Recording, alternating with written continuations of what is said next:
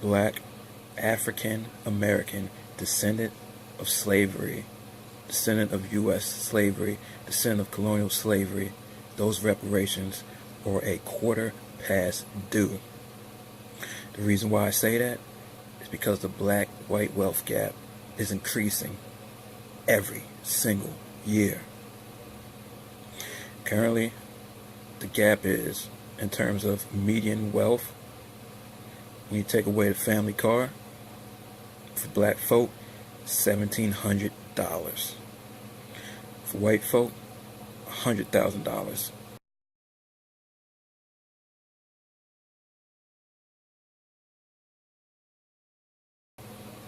In terms of median wealth. Why is that? Because African Americans, descendants of slaves, were boxed out of wealth. Even the United Nations has called for African American descendant of slave reparations.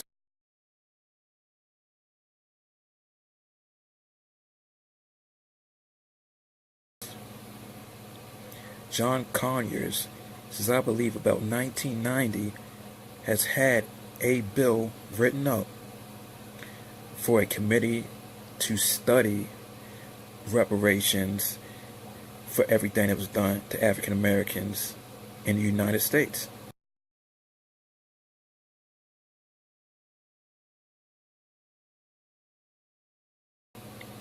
It never gains traction. It never gains support. Everyone is leaving John Conyers out to dry, including black people that's been in Congress since forever, and recent black people. Now, why is that? I don't understand that at all, because it's not a handout. It has nothing to do with hard work.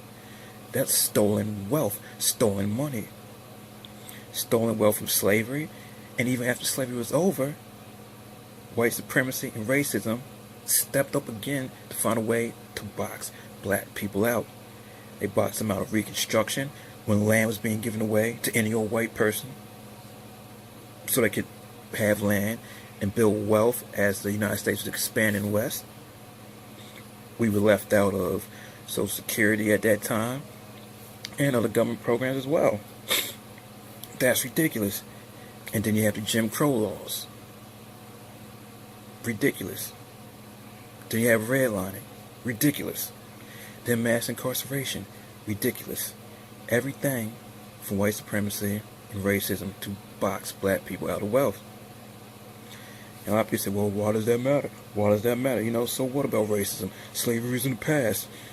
Jim Crow, that was in the past. Even though you have Jim Crow survivors, redline survivors, and mass incarceration survivors out there today.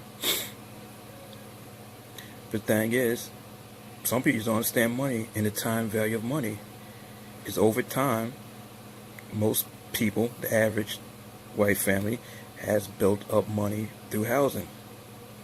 When you're being redlined, you can't do that.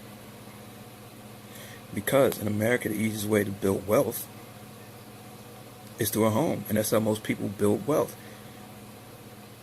What are you going to do? So that means a generation wasn't able to do that, to be able to pass that particular household wealth down to their children. And not to mention, when black people aren't being hired, which makes affirmative action important, when the black-white wage gap is crazy.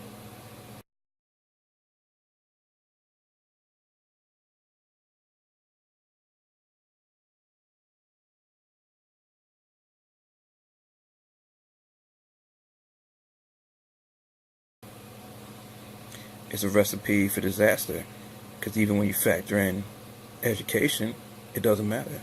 Black people will permanently put at the bottom. So it's very important, even beyond, not to say it supersedes any type of criminal justice reform or affirmative action or any other thing that curtails racism towards black people, but reparations is important, because having a basis of money is important, a basis of wealth is important. If that gap is growing, you're creating You're letting a whole race be in poverty and all the ills that come with poverty. That's government induced. It's government induced. When the government took money through various actions against black people, slavery, Reconstruction, Jim Crow, redlining, modern day mass incarceration, you're in a predicament because you need that money to be able to pay for your children's college, to even give them a down payment on a home. And that's very, very hard to do because you got to remember, wealth is not income. This is a society where a homeless white man is worth more than a black woman or black person in general that has a college education. And people say, well, Yvette, this white stuff happens to white people too. You're talking about the poorest of white people, not white people. You're talking about the poorest of white people. Who still might be related to who still got $10,000 and we got negative. Poor white people have a worth of $10,000 and we're negative. That is still more stability than we have. Do you understand that the poorest white people still have more stability than black people? Think about that. You just think about that. Do you know why? Because you have student loan debt. There's no built up wealth that can generally be passed down to take care of that. Very, very, very, very few exceptions. So that's a problem. And also with that money that can be passed down, that should have been passed down, that's how you're able to build businesses. So you don't have to try that struggle to get these loans. Because you watch shows like Shark Tank and you see quite a few white people that are able to get $20, $30, $40, $50,000 that their parents go ahead and put into the business. Like when it comes to the black folk, you can't. That's not happening. It's just not happening at all because we don't have that wealth base built. And over time, though factoring in compound interest, the gap is constantly growing. It's almost a mission impossible to obtain the white median wealth in the United States if you're black. And then you have the other people that black people that come from other countries, not descendant of U.S. slavery. You know, they're propped up as an example of what African Americans need to do. What people don't understand is that they have access to resources over there.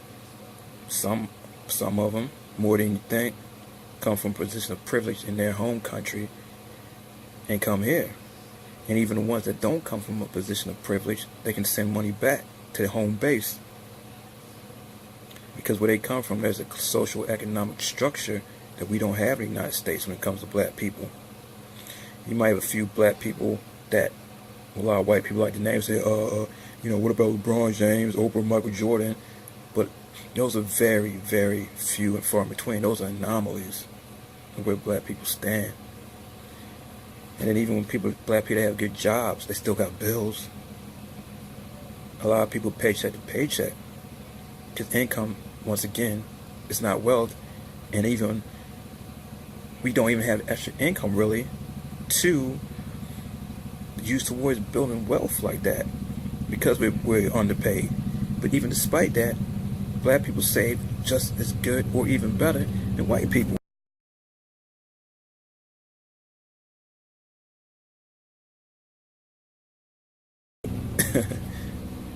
So, and you say, why does that gap exist? Because housing provides wealth. And when you went through the whole redlining process, black people at that time couldn't accrue the wealth necessary to have something to pass down to their children, be it for business, school, or a down payment on a home. So this is a travesty. Something has to be done now before this thing gets even more out of control and even crazier, and we see even more ills of general poverty. You don't want that. You want safe communities. Because you got a lot of people out there who want to do for themselves and say, all black people can't make it. I'm going to do me, do mine, take care of my kids. But what about a community? You need a good community for your children, right? You need a good community for your family, a community for yourself. You don't want none of this craziness going on. So it's not just about you and yours. It's about community. About having safety, having structure, organization. And money is needed for that. Wealth is needed for that. When you boxed out, bad things occur like you see now. And the thing is, this was government induced. Government induced. And the United States has a history, a precedence for this. United States, they compensated Native Americans.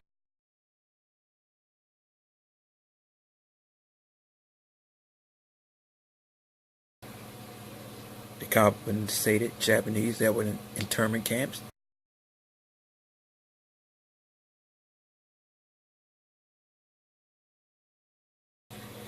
And even recently, they earmarked money for the Jews.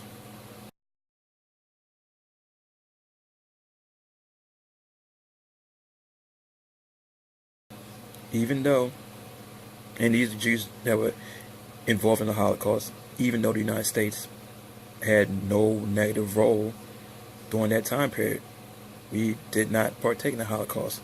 The United States helped out to try to save the Jews during the Holocaust and World War II. But the United States says that the survivors deserve dignity. Okay, we still have survivors of Jim Crow, redlining, and you can even factor in mass incarceration as well. Those survivors are out there. What about them? Oh, but I guess it's different when it comes to black folk. So remember, you got to hold your people that in the government, Congress, accountable. If they ain't supporting reparations, find out why. If they ain't down with it, don't vote for them. They want you to vote for everybody else. They lie to you about rising tide lifts all boats. They need black votes to support this and that. But where are they for a black issue? Why can't they fix your issue? Because when you got a broken leg, you don't pour no rope tussling on that. You need a cast. You need a proper treatment. And race-based treatment is needed for race-based problems. The United States created this racial mess. They made it about race. You know, I got it. I got ears, nose, mouth, same like anybody any other race, and I can reproduce with any other race. So we're all human. See that? I didn't make it about race. Black people didn't make it about race. But it was racism and white supremacy in the United States that made it about that issue. So now you got to treat that issue in the same way in which it was caused. So you got to reverse engineer that. If you crap on people for being black, then you got to patch that up, fix that for black people specifically, because it's not a handout. That's the wealth that the government stole. For the government to not allow us to participate in certain wealth building activities. Unfair.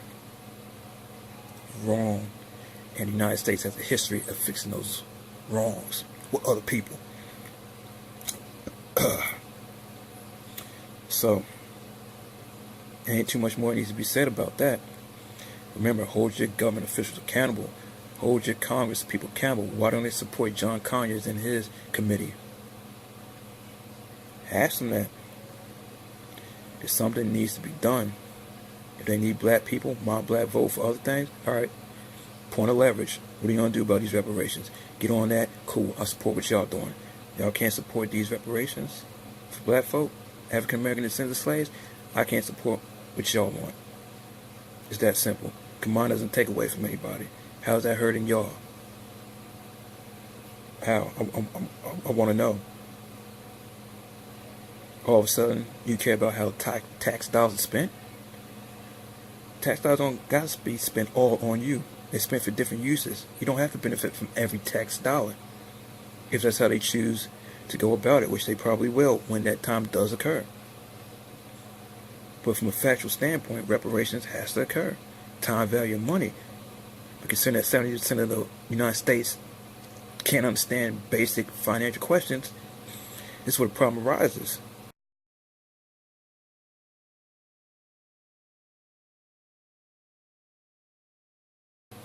Beyond people even being ignorant, I mean, well, besides the ignorance, then you got people that just outright racist, so you can't even reason with them. So it doesn't even matter if they understand that, but there's people just ignorant to money. So something has to be done. That committee to study the reparations needs to take place immediately. Make sure you support the politicians that are for that, and ask them about it. Always ask them about it. And ask them why they don't support John Conyers. Ridiculous to me. Especially coming from Democrats. They're supposed to be the liberals, right? But they look like neoliberals to me.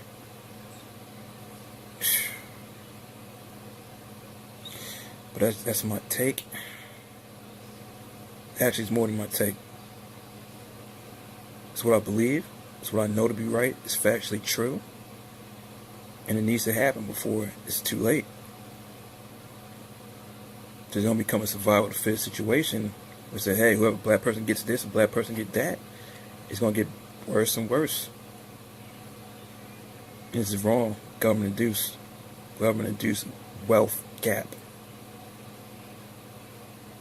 Iceberg Jim out. Deuces.